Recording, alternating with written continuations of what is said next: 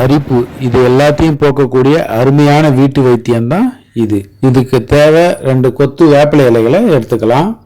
இதே போல கொஞ்சம் துளசி இலையும் எடுத்துக்கலாம். ஒரு மிக்சி ஜார் எடுத்து அதில் வேப்பிலை இலைகளையும் துளசி இலைகளையும் போட்டுக்கலாம்.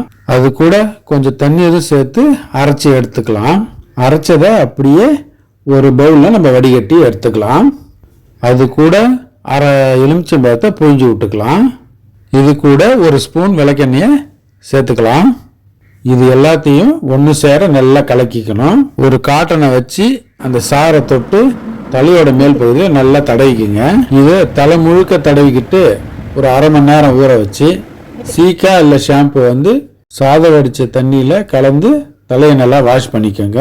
வாரத்துக்கு 2 முறை இதை செஞ்சாலே பொடி இருக்கிற இடம் தெரியாமல் போயிடும். இந்த மாதிரி பயனுள்ள வீடியோக்களுக்கு எங்கள் சேனலை சப்ஸ்கிரைப் பண்ணுங்கள்.